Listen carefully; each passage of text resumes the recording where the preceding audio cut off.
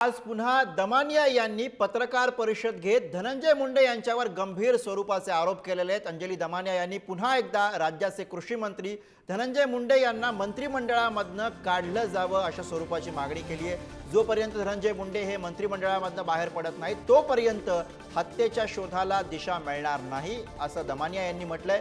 इफ्कोमध्ये होणाऱ्या भ्रष्टाचाराचा सुद्धा मुद्दा अंजली दमानिया यांनी पत्रकार परिषदेमध्ये बोलताना उपस्थित केला।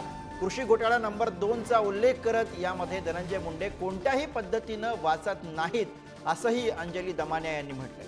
धनंजय मुंडेंनी खोटे निर्णय दाखवून जीआर काढले असा आरोप सुद्धा त्यांनी केला।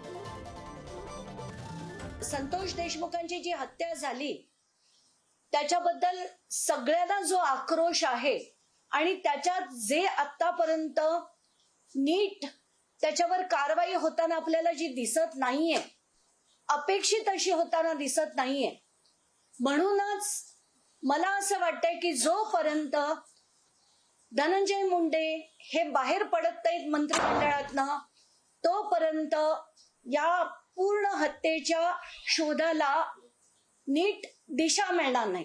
इफ्को म्हणजे एक महाघोटाळा आहे आणि मग मी त्याचा शोध घेतला, मग बघते त्याच्यावर लोकसभेत प्रश्न विचारले गेले आणि एक नाही अनेक इफ्कोचे घोटाळे अनेकदा झाले आणि मी आता जेवढ्या तुम्हाला एक्झिबिट्स दिल्या आहेत त्याच्यात सीबीआयचा एक FIR देखील आहे आणि तो FIR आणि इतर लोकसभेतले विचारलेले प्रश्न ते देखील मी लावलेत, राज्यसभेत विचारलेले प्रश्न देखील लावलेत आणि किती मोठ्या प्रमाणावर भ्रष्टाचार इफ्को मध्ये होतो याचे सगळेच्या सगळे डिटेल्स दिले।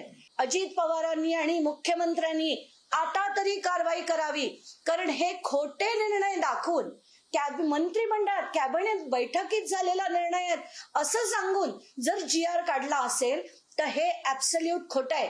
23 तारखेचा तुम्ही कॅबिनेट मीटिंगचे मिनिट्स मांडा, 30 तारखेचे कॅबिनेट मीटिंगचे मिनिट्स मांडा आणि मग सांगा की हा निर्णय कुठच्या कॅबिनेटमध्ये आणि कधी झाला होता। तुमच्या पत्रात तुम्ही लिहिले 23 आणि 30 दोन्ही याच्यात हा निर्णय झालेला नाही।